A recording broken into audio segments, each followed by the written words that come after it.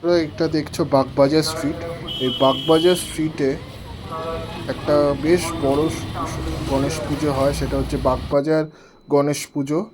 তো এইটাই দেখছো তোমরা, এই সামনের প্যান্ডেলটা দেখো কি সুন্দরভাবে প্যান্ডেলটা তৈরি করা হয়েছে। আর তার সামনেই গণপতি বাপ্পা রয়েছেন। তো খুব সুন্দর করেছিল এই ঠাকুরটা, দেখো খুব ভালো লাগলো দেখে।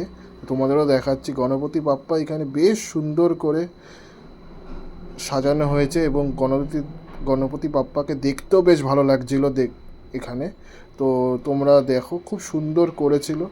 তো গণপতি বাপ্পার অনেক পুজোরে আচার বিচার রয়েছে, তার মধ্যে অনেক রকম প্রহরে তাকে পুজো করা হয়। আর আরেকটা দেখলাম প্রদীপ জ্বালা হয় 108টা, সেটাই এখানে প্রিপারেশন নেওয়া হচ্ছিল 108টা প্রদীপ জ্বালানোর জন্য। তো সেটাও তোমরা দেখছো, আশা করি তোমাদের ভালো লাগবে, দেখতে থাকো। এর পরেও আরেকটা পুজো হয় এর পাশেই, সেটাও তোমাদের দেখাবো। যেটা বলছিলাম বাগবাজার মা শারদা সংঘ, এর পাশেই যে পুজোটা হয় সেটা তোমরা দেখছো। খুব সুন্দর করে এখানে পুজোটা হয়। আর এই প্যান্ডেলটা দেখো, খুব স্বস্তিক চিহ্ন আঁকা প্যান্ডেল করা হয়েছিল এখানে।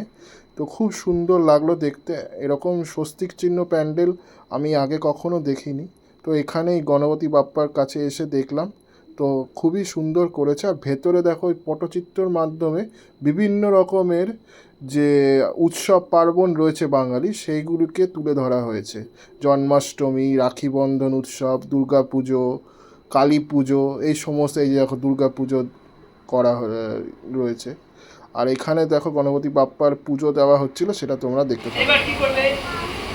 প্রথমে মাটিটা নিবে, ডান দিকে চালতে হবে, ডান দিকে হবে, ঘর হবে, আবার দিয়ে এবার প্রথমে ডানের